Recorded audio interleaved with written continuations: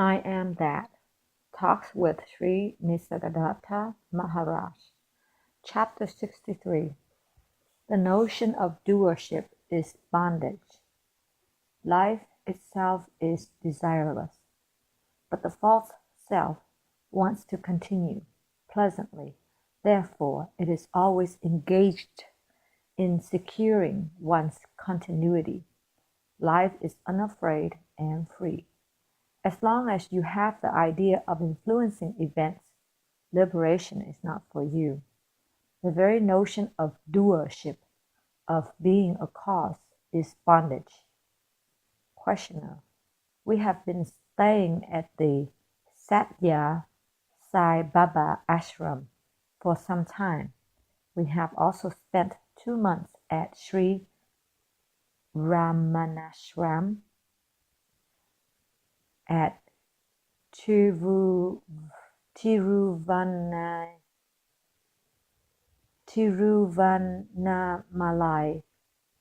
Now we are on our way back to the United States. Maharaj, did India cause any change in you? Questioner, we feel we have shed our burden. Sri Sathya Sai Baba told us to leave everything to him and just live from day to day as righteously as possible. Be good and leave the rest to me, he used to say to us. Maharaj, what are you doing at the Sri Ramana ashram? Questioner, we were going on with the mantra given to us by the Guru. We also did some meditation. There was not much thinking or study. We were just trying to keep quiet. We are on the Bhakti path and rather poor in philosophy. We do not have much to think about. We just trust our Guru and our lives. Maharaj, most bhaktas trust their Guru as long as all is well with them. When trouble comes, they feel let down and go out in search of another Guru. Questioner, yes, we were warned against this danger. We are trying to take the hard long with the soft. The feeling all is grace must be very strong. A sadhu, an ascetic, was walking eastwards, from which a strong wind started blowing. The sadhu just turned around and walked west. We hope to live like that, adjusting ourselves to circumstances as sent to us by our Guru. Maharaj, there is only life, there is nobody who lives alive. Questioner, that we understand, yet constantly we make attempts to live our lives instead of just living. Making plans for the future seems to be an inveterate habit with us. Maharaj, whether you plan for it or not, life goes on. But in life itself, there's a little eddy arises in the mind, which indulges in fantasies and imagines itself dominating and controlling life.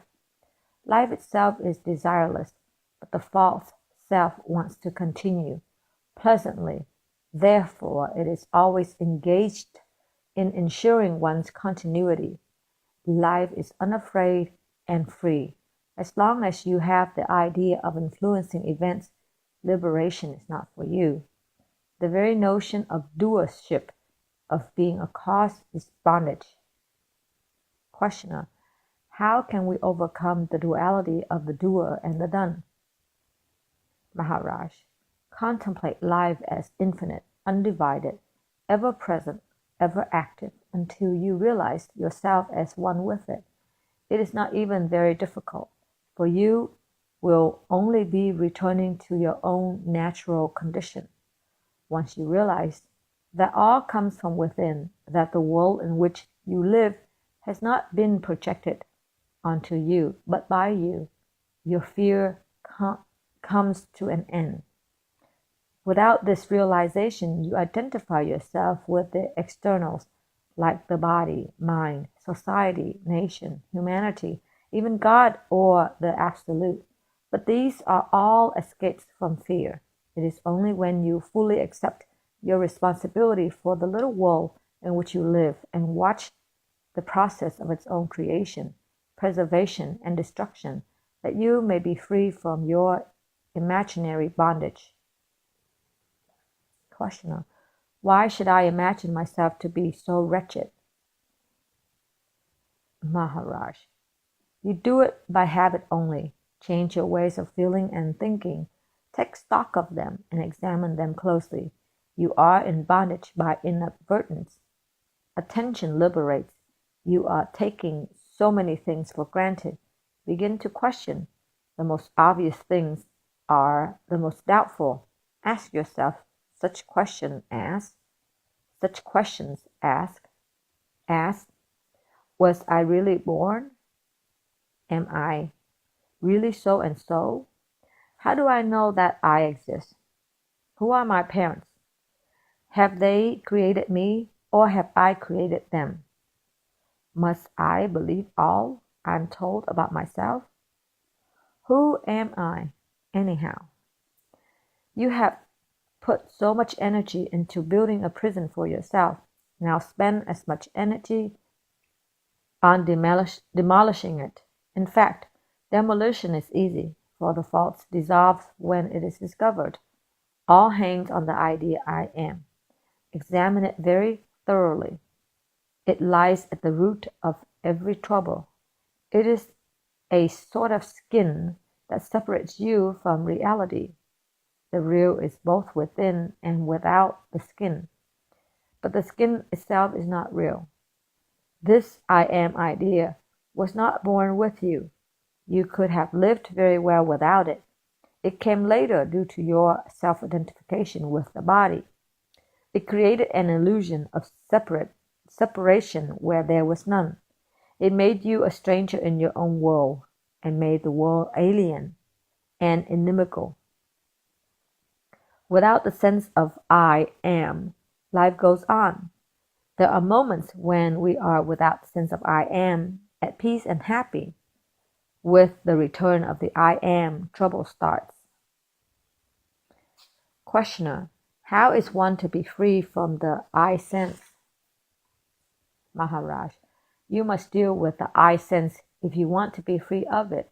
Watch it in operation and at peace, how it starts and when it ceases, what it wants and how it gets it, until you see clearly and understand fully. After all the yogas, whatever their source and character, have only one aim: to save you from the calamity of separation, of separate existence, of being a meaningless dot in a vast and beautiful picture. You suffer because you have alienated yourself from reality, and now you seek an escape from this alienation. You cannot escape from your own obsessions. You can only cease nursing them. It is because the I am is false that it wants to continue. Reality does not need to continue, knowing itself to be indestructible. It is indifferent to the destruction of forms and expressions. To strengthen and stabilize the I am, we do all sorts of things, all in vain, for the I am is being rebuilt from moment to moment. It is unceasing work, and the only radical solution is to dissolve the separate sense of I am such and such person once and for all. Being remains, but not self-being. Questioner: I have definite spiritual ambitions. Must I not work for their fulfillment? Maharaj: no ambition is spiritual. All ambitions are for the sake of the I am. If you want to make real progress, you must give up all idea of personal attainment. The ambitions of the so-called yogis are preposterous. A man's desire for a woman is innocent itself compared to the lusting for an everlasting personal bliss. The mind is a cheat. The more pious it seems, the worse the betrayal. Questioner. People come to you very often with their worldly troubles and ask for help. How do you know what to tell them? Maharaj. I just tell them what comes to my mind at the moment. I have no standardized procedure for dealing with people. Questioner. You are sure of yourself, but when people come to me for advice, how am I to be sure that my advice is right? Maharaj. Watch in what state you are, from what level you talk. If you talk from the mind, you may be wrong. If you talk from full insight into the situation with your own mental habits in abeyance, your advice may be a true response. The main point is to be fully aware that neither you nor the man in front of you are mere bodies. If your awareness is clear and full, a mistake is less likely. I Am That talks with Sri Nisargadatta Maharaj. Chapter 64. Whatever pleases you keeps you back. You reach the supreme state by renouncing all lesser desires. As long as you are pleased with the lesser, you cannot have the highest. Whatever pleases you keeps you back.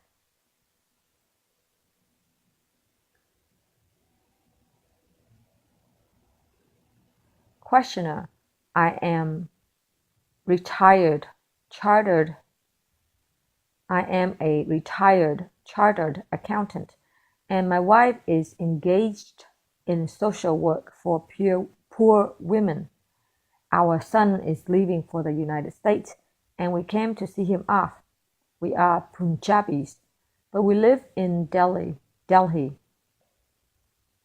We have a guru of the Radha Swami faith, and we value satsang highly. We feel very fortunate to be brought here. We have met many holy people and are glad to meet one more. Maharaj, you have met many anchorites and ascetics, but a fully realized man conscious of his divinity, Svarupa, is hard to find. The saints and yogis, by immense efforts and sacrifices, acquire many miraculous powers and can do much good in the way of helping people and inspiring faith. Yet it does not make them perfect. It is not a way to reality, but merely an enrichment of the false. All effort leads to more effort. Whatever was built up must be maintained. Whatever was acquired must be protected against decay or loss. Whatever can be lost is not really one's own, and what is not your own, of what use can it be to you? In my world, nothing is pushed about. All happens by itself.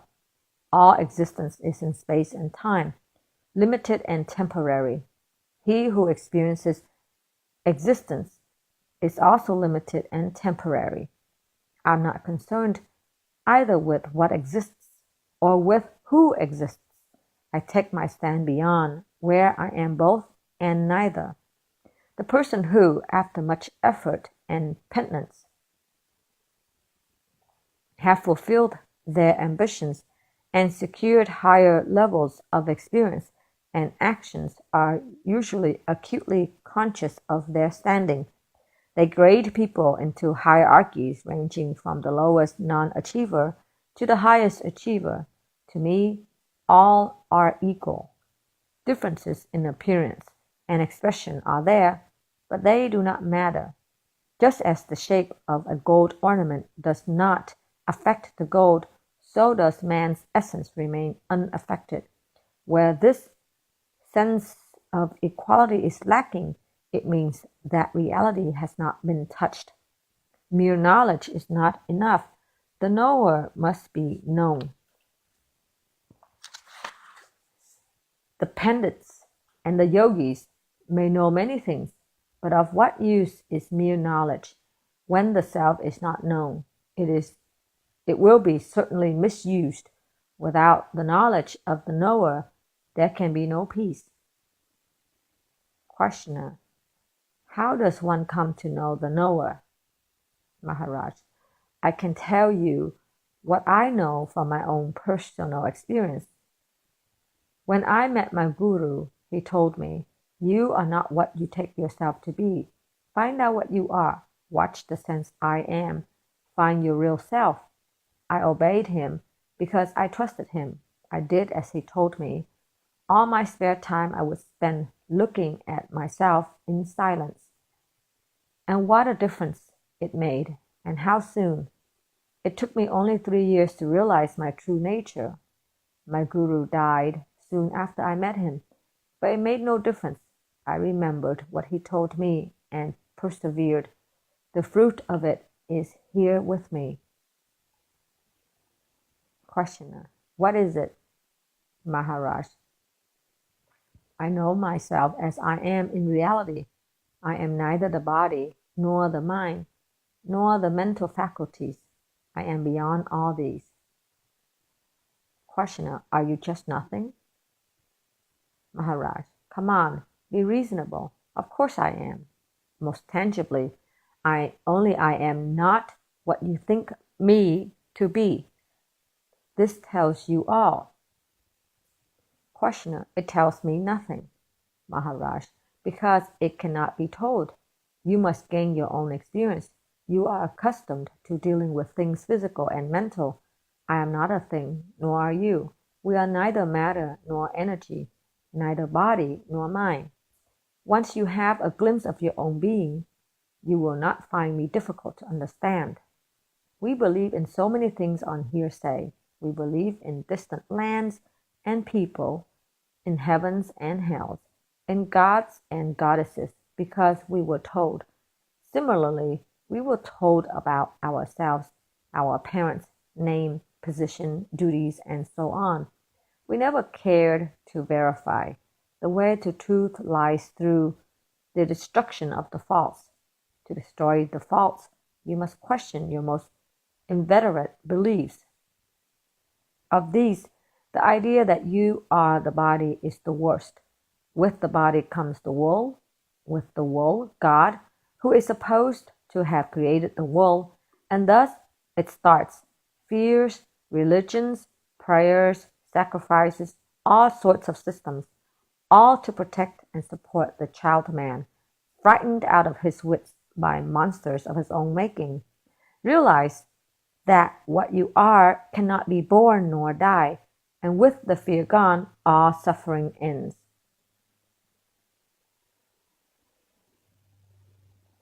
What the mind invents, the mind destroys. But the real is not invented and cannot be destroyed. Hold on to that, over which the mind has no power. What I'm telling you about is neither in the past nor in the future, nor is it in the daily life as it flows in the now. It is timeless, and the total timelessness of it is beyond the mind. My guru and his words, "You are myself," are timelessly with me. In the beginning, I had to fix my mind on them, but now it has become natural and easy.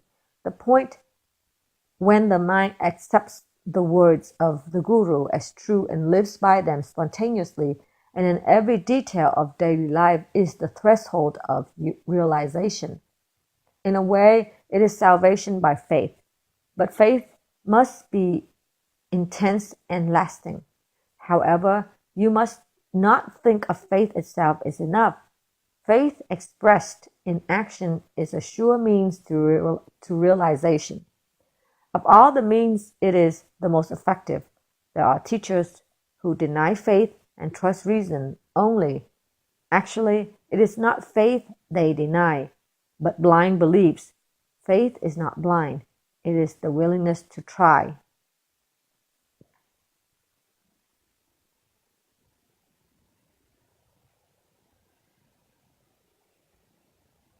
Questioner: we were told that of all forms of spiritual practices, The practice of the attitude of mere witness is the most efficacious. How does it compare with faith? Maharaj. The witness attitude is also faith. It is faith in oneself. You believe that you are not what you experience, and you look at everything as if from a distance. There is no effort in witnessing. You understand that you are the witness only, and the understanding acts. You need nothing more. Just remember that you are the witness only. If in the state of witnessing you ask yourself, "Who am I?" the answer comes at once, though it is wordless and silent. Cease to be the object and become the subject of all that happens. Once having turned within, you will find yourself beyond the subject. When you have found yourself, you will find that you are also beyond the object, that both the subject and the object exist in you, but you are neither. Questioner, you speak of the mind, of the witnessing consciousness beyond the mind, and of the Supreme, which is beyond awareness. Do you mean to say that even awareness is not real? Maharaj, as long as you deal in terms like real and unreal, awareness is only reality. Awareness is the only reality that can be, but the Supreme is beyond all distinctions, and the term real does not apply to it, for in it all is real and therefore need not be labeled as such. It is the very source of reality. It imparts reality to whatever it touches. It just cannot be understood through words, even a direct experience, however sublime, merely bears testimony, nothing more. Questioner, but who creates the world? Maharaj, the universal mind, Chidakash, mixed and unmixed everything. The Supreme Paramakash imparts reality to whatever comes into being. To say that it is the universal love may be the nearest we can come to it in words. Just like love, it makes everything real, beautiful, desirable. Questioner, why desirable? Maharaj, why not? From where come all the powerful attractions that make all created things respond to each other, that bring people together, if not from the Supreme? Shun not desire. See only that it flows into the right channels. Without desire, you are dead, but with low desires, you are a ghost. Questioner, which is the experience that comes nearest to the Supreme? Maharaj, immense peace and boundless love. Realize that whatever is true, noble, and beautiful in the universe, it all comes from you, that you yourself are at the source of it. The gods and goddesses that supervise the world may be most wonderful and glorious beings, yet they are like the gorgeously dressed servants who proclaim the power and the riches of their master. Questioner, how does one reach the supreme state? Maharaj, by renouncing all lesser desires. As long as you are pleased with the lesser, you cannot have the highest. Whatever pleases you keeps you back until you realize the unsatisfactoriness of everything, its transiency and limitation, and collect your energies in one great longing. Even the first step is not made. On the other hand, the integrity of the desire for the Supreme is by itself a call from the Supreme. Nothing physical or mental can give you freedom. You are free once you understand that your bondage is of your own making, and you cease forging the chains that bind you. Questioner, how does one find faith in a guru? Maharaj, to find a guru, you must To find the Guru and also the trust in him is rare luck. It does not happen often. Questioner. Is it destiny or ordains? Maharaj. Calling it destiny explains little. When it happens, you cannot say why it happens, and you merely cover up your ignorance by calling it karma or grace or the will of God. Questioner. Krishnamurti says that a guru is not needed. Maharaj. Somebody must tell you about the supreme reality and the way that leads to it. Krishnamurti is doing nothing else. In a way, he is right. Most of the so-called disciples do not trust their gurus. They disobey them and finally abandon them. For such disciples, it would have been infinitely better if they had no guru at all and just looked within for guidance. To find a living guru is a rare opportunity and a great responsibility. One should not treat these matters lightly. You people are out to buy yourself heaven, and you imagine that the guru will supply it for a price. You seek to strike a bargain by offering little but asking much. You cheat nobody except yourself. Questioner. You were told by your guru that you are the supreme, and you trusted him and acted on it. What gave you this trust? Maharaj. Say, I was just reasonable. It would have been foolish to distrust him. What interest could he possibly have in misleading me? Questioner. You told a questioner that we are the same, that we are equals. I cannot believe it. Since I do not believe it, of what use is your statement to me? Maharaj. Your disbelief does not matter. My words are true and they will do their work. This is the beauty of noble company, satsang. Questioner. Just sitting near you, can it be considered spiritual practice? Maharaj. Of course, the river of life is flowing. Some of its water is here, but so much of it has already reached its goal. You know only the present. I see much further into the past and future, into what you are and what you can be. I cannot but see you as myself. It is in the very nature of love to see no difference. Questioner. How can I come to see myself as you see me? Maharaj. It is enough if you do not imagine yourself to be the body. It is the I am the body idea that is so calamitous. It binds you completely to your real nature. Even for a moment, do not think that you are the body. Give yourself no name, no shape. In the darkness and the silence, reality is found. Questioner. Must I not think with some conviction that I am not the body? Where am I to find such conviction? Maharaj. Behave as if you were fully convinced, and the confidence will come. What is the use of mere words? A formula, a mental pattern will not help you, but unselfish action, free from all concern with the body and its interests, will carry you to the very heart of reality. Questioner. Where am I to get the courage to act without conviction? Maharaj. Love will give you the courage. When you meet somebody wholly admirable, love-worthy, sublime, your love and admiration will give you the urge to act nobly. Questioner.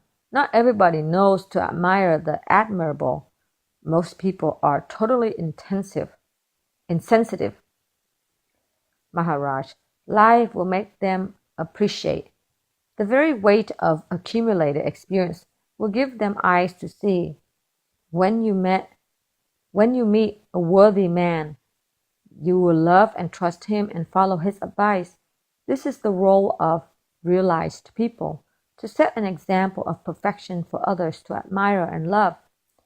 Beauty of life and character is a tremendous contribution to the common good. Questioner: must we not suffer to grow? Maharaj: it is enough to know that there is suffering, that the world suffers. By themselves, neither pleasure nor pain enlighten. Only understanding does. Once you have grasped the truth that the world is full of suffering, that to be born is a calamity, you will find the urge and the energy to go beyond. Pleasure puts you to sleep and pain wakes you up. If you do not want to suffer, don't go to sleep. You cannot know yourself through bliss alone, for bliss is your very nature. You must face the opposite, what you are not, to find enlightenment.